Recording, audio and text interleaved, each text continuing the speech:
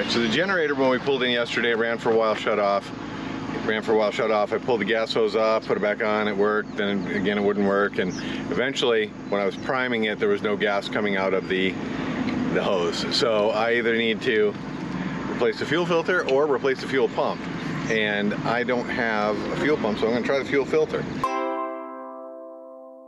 Now the fuel filter is actually threaded on one end and it comes out and it's got a gas line coming from the tank on this end. So I'm going to remove this, use a wrench to unscrew this, pull this out, screw this one in and put it back on. When I do that, I'm going to try to plug the line with this little nut driver that I have. Hopefully that'll keep the gas from flowing out of that. So I'm going to get underneath the vehicle here and try to show you what I'm talking about, and we're going to try to get this done. Ouch. Something's coming close to the ground.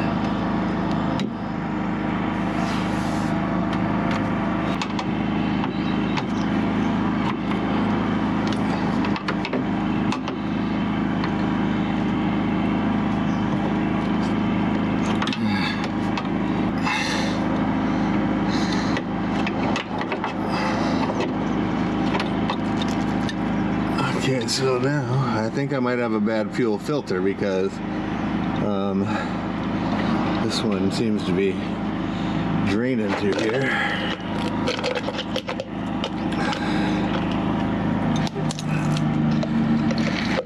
Okay, I need to get this off.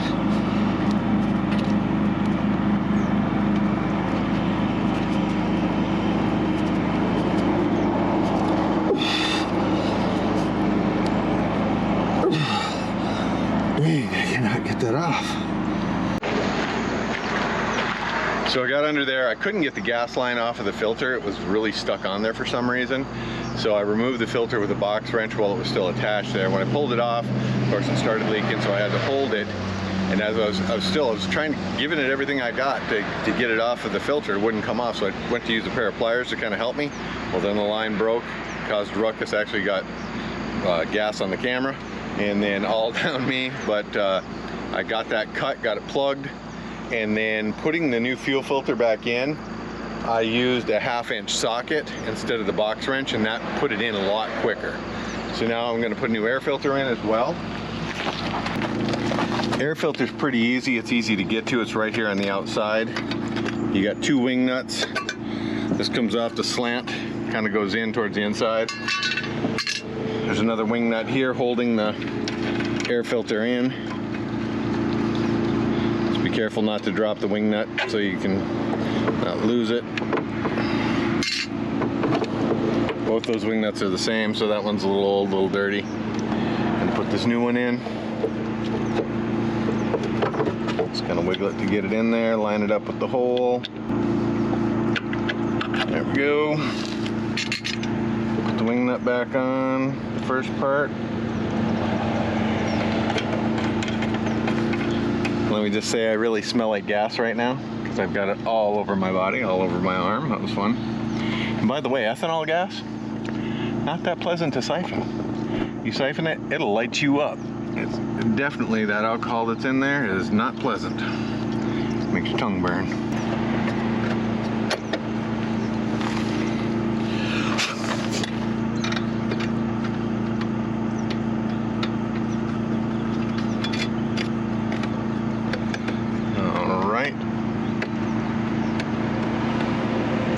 Okay, so in just a minute we're going to try to fire this up. Running again, but we'll see how long it runs for just to make sure, because last time it would run for about 4 or 5 minutes and shut off, so we'll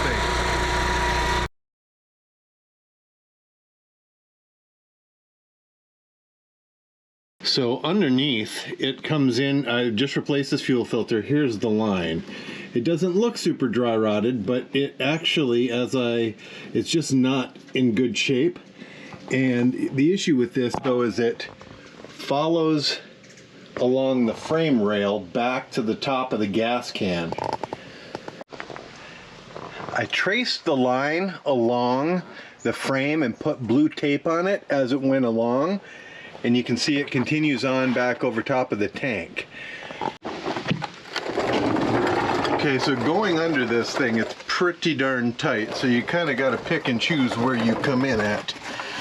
And then this is the gas tank here. I don't know if you can see it. I gotta get back far enough so you can see it.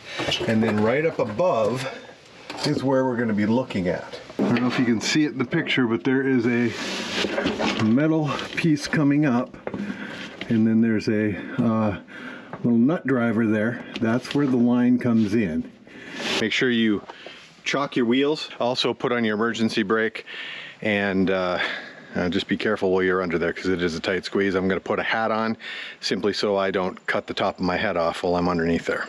All right, I'm getting ready to go underneath the vehicle. What I've done is I got 9 feet of hose. And for those of you who wonder what type of hose to use, I got this hose here from AutoZone, and it is a 5/16 fuel line hose SAE J30R7 made in Thailand. What I did is I put a couple of clamps on there. They're tight enough that they kind of have some friction to stay where they're at, but I can still move them back and forth.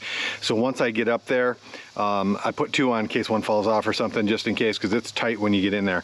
The other end, I put just one of these little connectors. I didn't put it in too far because they are hard to get out once you get them in there. But once I pull the old hose off, connect the new hose, I'm going to try to connect the old hose to the end of this. And when I pull it from the generator, hopefully it'll pull this through all the loops and everything, so keep it all right in the same spot. Couple things I'm doing. I've got a nut driver with me with several other sizes. This nut driver fits the size that I have on this, but I think the other one's bigger in there. I'm also bringing 2 flashlights. Now, I will not be able to record while I'm in there because it is so tight I can't fit anybody else in there with me. And also I can't hold the flashlights and do all the things I'm gonna need to do. So you probably won't want to see it anyway because it's probably gonna be fairly challenging, but I'll kind of recap the issues and different things once I get back out. Okay, interesting update here. While I was trying to pull off the cable off of the fuel line off of this, I was twisting and pulling and this popped off. And this looks like a quick disconnect that was up in there that I really was having a hard time seeing. It popped off. I've cleaned it real well with brake cleaner and some Q-tips, and it looks like it's still functional. So what I'm going to do is I'm going to attach the hose to this end and see if I can pop that back on. If that's the case, that's a lot easier. So if you're watching this video, you want to focus on this first rather than trying to get the hose off this. I actually had to cut the hose, peel it off layer by layer to get it off. It was so stuck on this little plastic piece here. So just a couple updates, and I'm going to try that, and then I'll get back and let you know how that works. Okay, so actually it was kind of a little easier once I figured out that that little quick disconnect was there. It'll be a lot easier for you now that you know that too. Everything's running good. I've checked for leaks. Everything looks good so far. I'm going to double check it again, but I think we're good to go. Okay, so I wanted to show you what this dry rotted fuel line looked like. When I went to get it off of the piece, the quick disconnect, I actually had to cut it open like this, and then this was still stuck on to the actual piece, and I had to peel that with my hands. I'm gonna get it open here. If you can see, over time it actually gets the grooves in there, so it really does not want to come off that piece. So that quick disconnect was a lifesaver. One last check for leaks. Everything looks good. I would recommend, if you go to replace your fuel filter, check your hose for dry rot. I mean, it's not fun to put a new one in, but I do think it's probably worthwhile and save some problems down the road, especially if your Class C is a little bit older. As always, doing things yourself allows you to be free.